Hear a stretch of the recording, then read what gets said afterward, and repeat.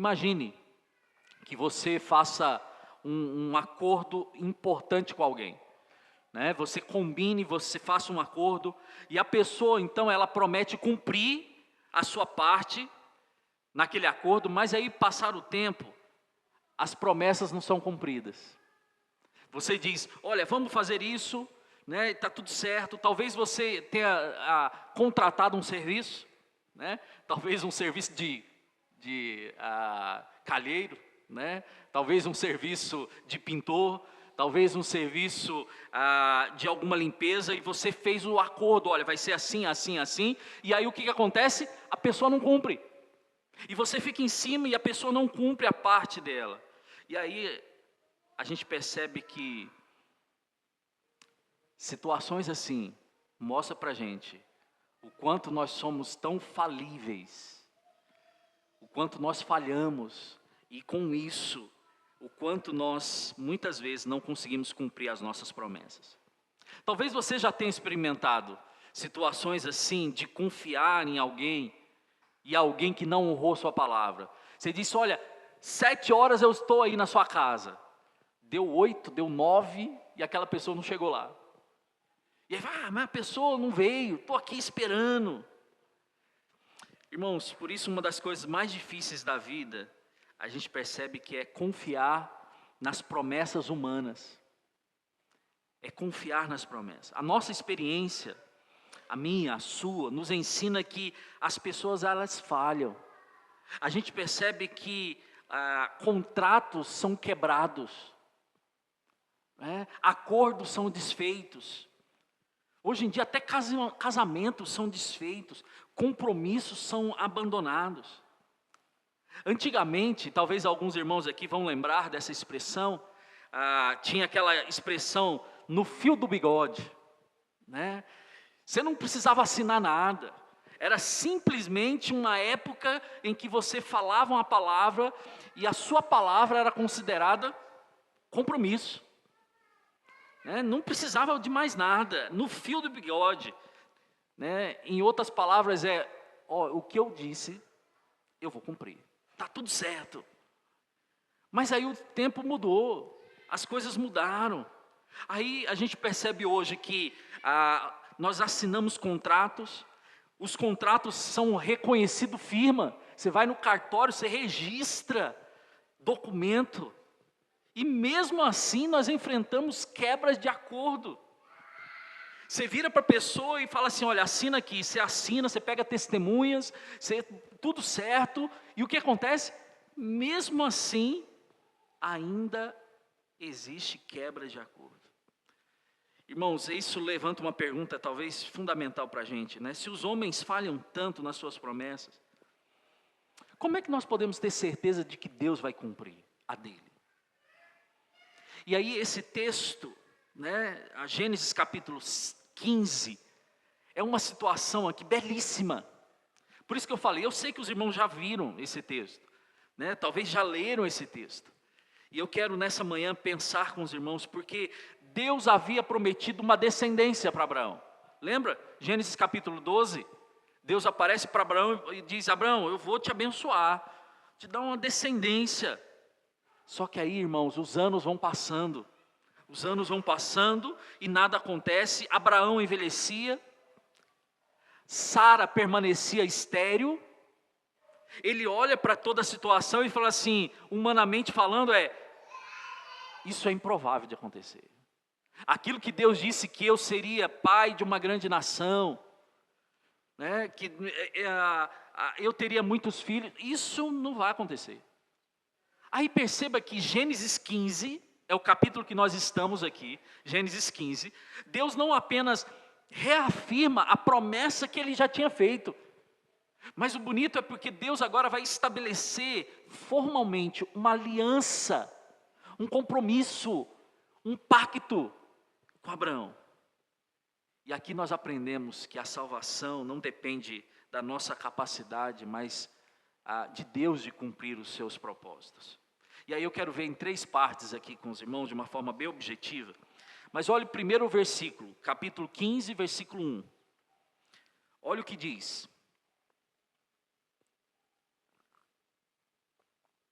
depois desses acontecimentos, a palavra do Senhor veio a Abraão numa visão, dizendo: não tenha medo, Abraão, eu sou o seu escudo, e lhe darei uma grande recompensa. Sabe a primeira coisa que me chama a atenção nesse versículo? E eu queria enfatizar isso para os irmãos, é que você consegue perceber que a iniciativa, é Deus que toma a iniciativa. Não é Abraão buscando a Deus, é Deus que vai até Abraão. É Deus vindo até Abraão, né? É Deus tomando a iniciativa. Perceba que essa é a característica aqui, irmãos, constante na história da redenção. Desde o início de todas as Escrituras, a gente percebe que é Deus que procura o homem. Não é o homem que procura a Deus, é Deus que procura o homem. Após a queda, a gente percebe que Adão e Eva, eles se escondem. Mas aí o que acontece? Deus busca o homem. Aí lembra do caso em Gênesis 6, quando Deus chama Noé, no meio de uma geração corrompida? Não foi Noé, foi Deus. Deus chama Moisés no deserto. Aí a gente percebe lá no Novo Testamento, Jesus chama os seus discípulos e declara: não fosse vós que me escolhestes a mim, pelo contrário, eu vos escolhi a vós outros. Por isso, irmãos, Abraão havia acabado de experimentar uma grande vitória militar no capítulo 14. Depois em casa, durante a semana, os irmãos podem ler o capítulo 14 de Gênesis. Ele tinha experimentado uma grande vitória. E ainda assim, Deus sabe que o seu servo continua carregando medos, carregando inseguranças. E aí, justamente isso. E a primeira palavra que Deus pronuncia para Abraão é: não temas. Primeira palavra. Irmãos, quantas vezes Deus faz a mesma coisa comigo? Deus faz a mesma coisa com você. Irmãos, muitas vezes nós olhamos para as circunstâncias, olhamos para aquilo que nós estamos passando, e a gente só consegue enxergar as impossibilidades.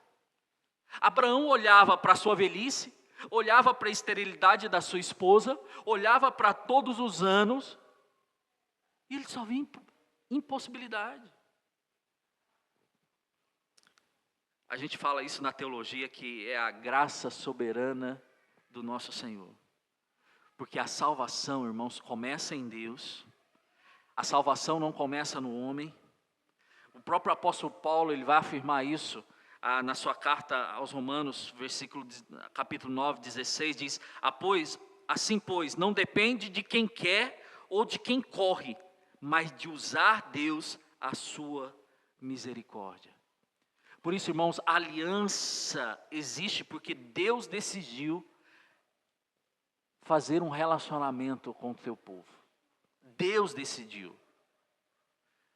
E aí, irmãos, como que isso afeta a minha vida? Como que isso afeta a sua vida? Nós pararmos para pensar, em primeiro lugar, a iniciativa foi de Deus.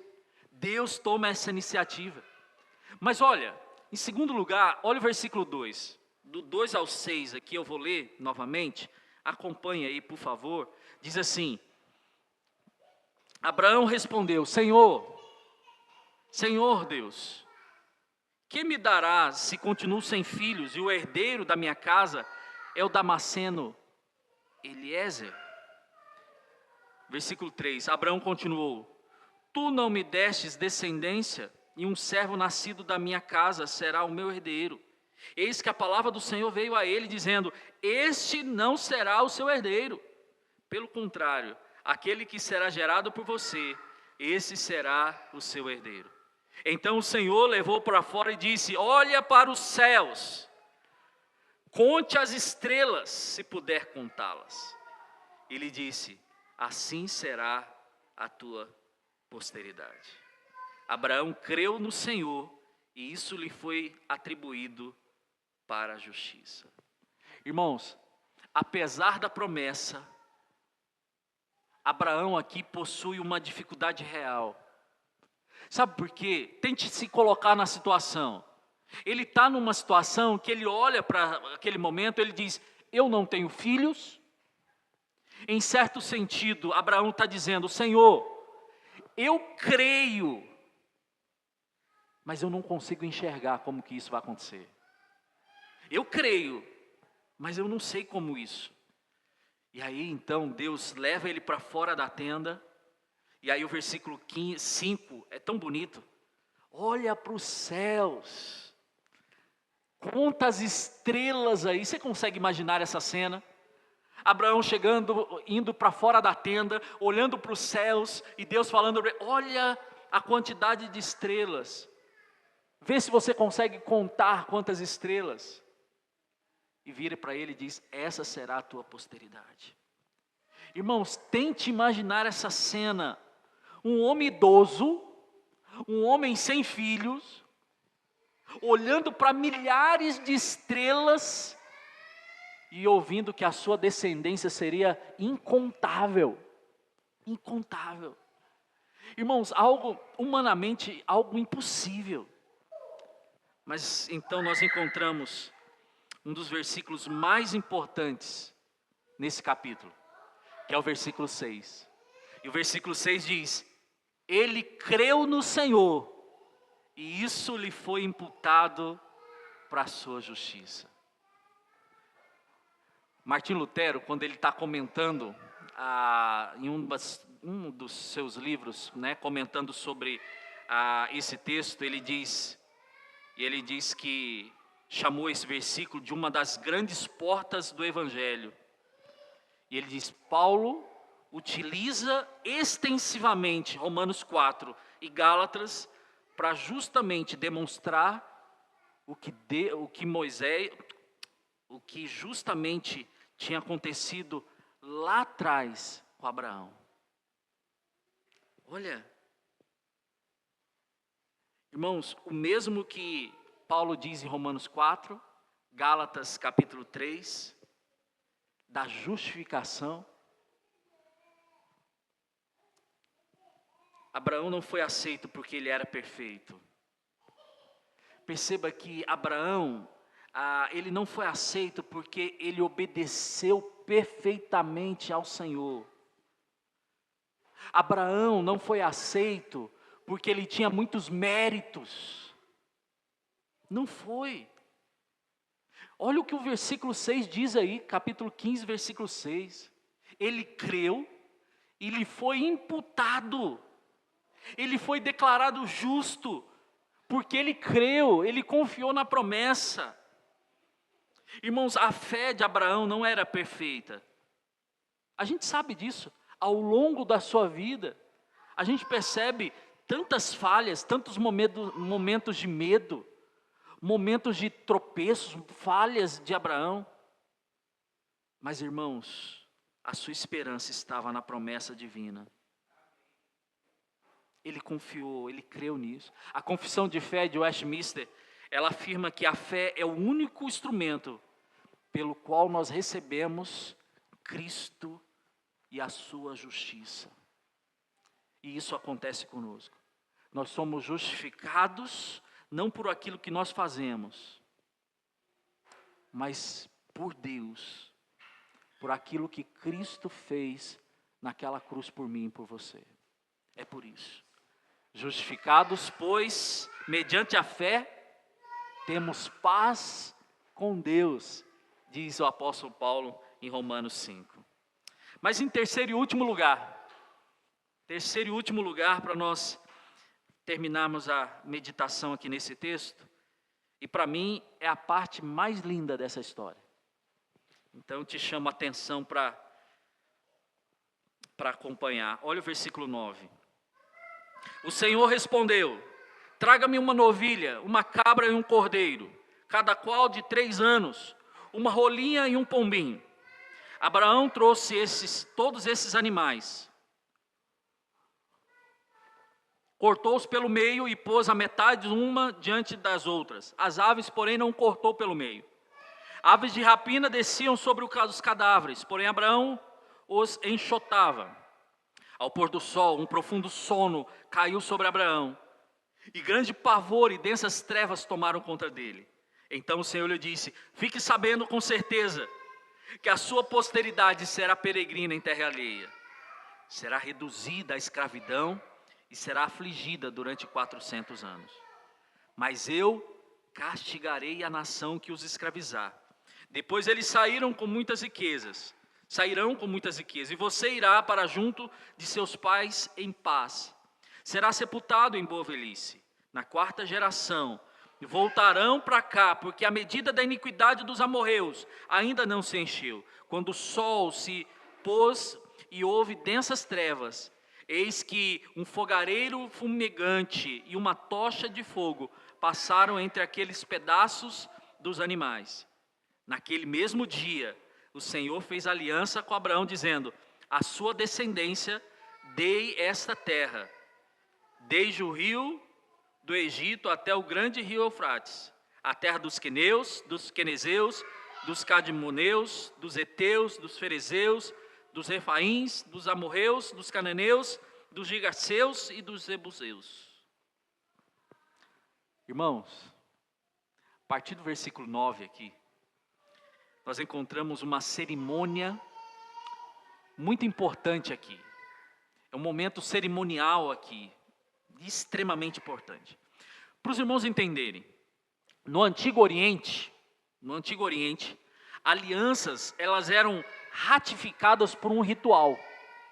Hoje, quando a gente faz uma aliança, um compromisso, a gente não tem que assinar, né? Hoje em dia, às vezes, até registrar em cartório, reconhecer firma, mas a gente assina, né? Há um tempo atrás, ou então a gente dá o aperto de mão.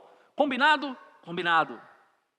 Naquela época, né, como que era feito para ratificar, para dizer está selado esse acordo, né?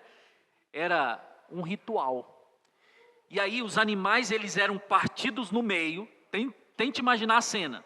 Os animais eram partidos no meio e os participantes, eles passavam entre o meio dos animais.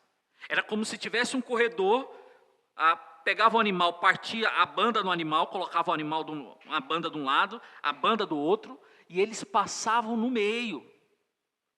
E sabe qual que era a mensagem que tinha ali? Uma mensagem clara, dizendo assim: se eu quebrar a aliança, se eu quebrar esse compromisso, que aconteça comigo o que aconteceu com esses animais. Era isso que tinha na cabeça.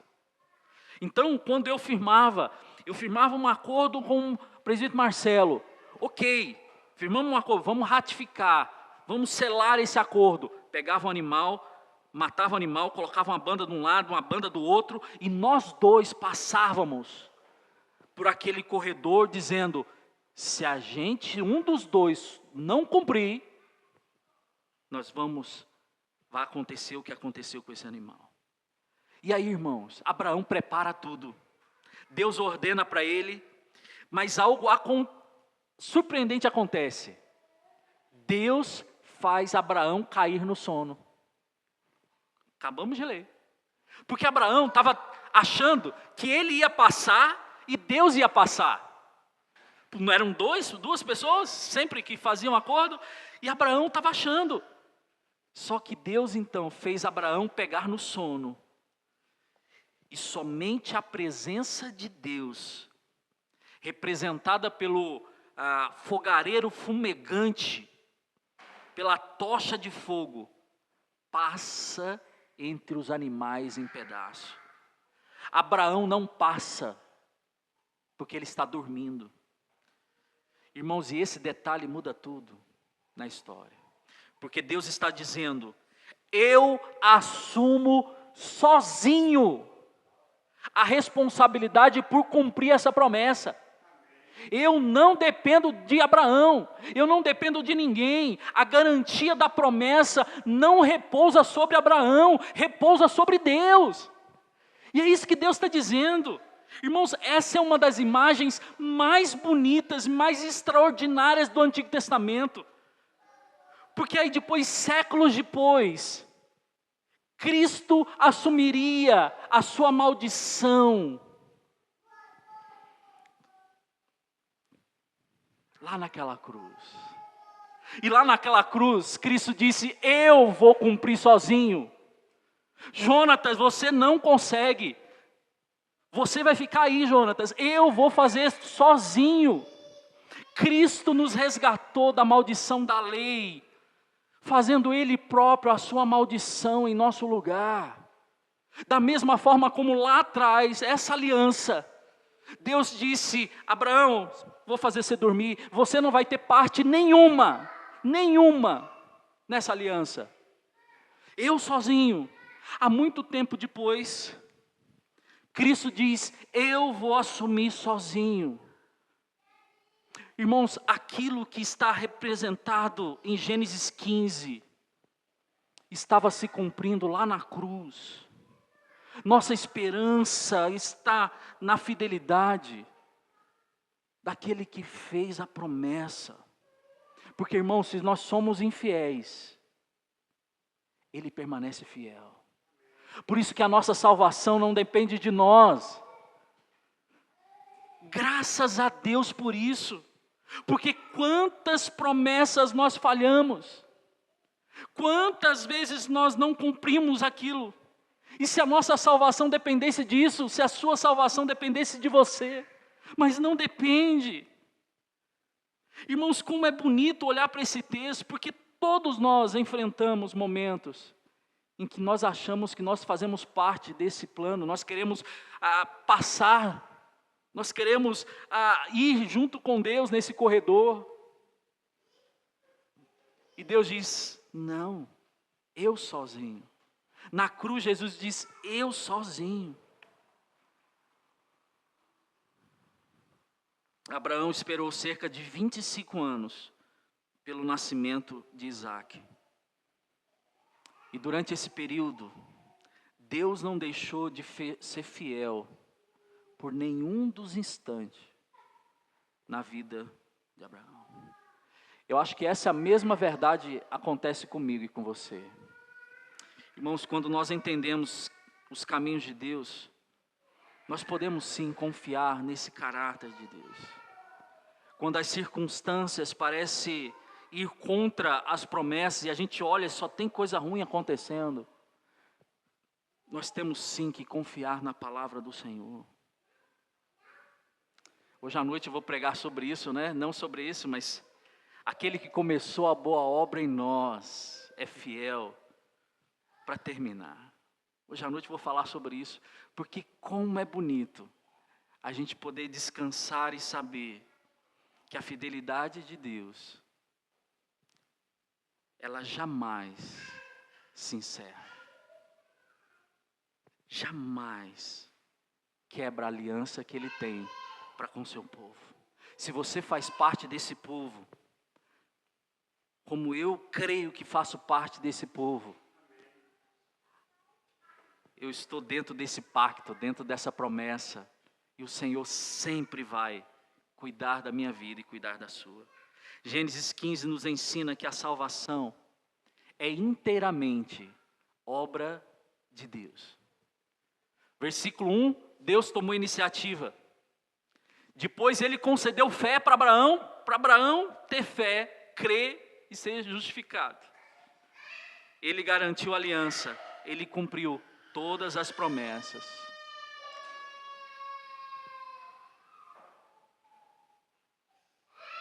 Que nós possamos, irmãos, caminhar crendo nessas promessas do Senhor. Vamos orar?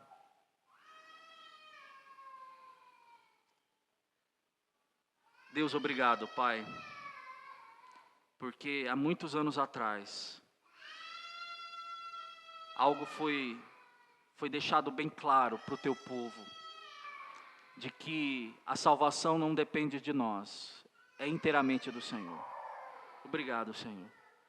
E às vezes nós olhamos para as situações ao nosso redor, nós não entendemos tudo que está acontecendo, nós não entendemos todas as dores, tantas lutas, mas nós podemos olhar para a Tua promessa, Senhor, para a aliança do Senhor com o Teu povo, e assim, confiarmos no Senhor, confiarmos no Senhor. Trabalhe isso em nosso coração, Senhor, para a Tua honra e para a Tua glória, é o que nós oramos. Amém.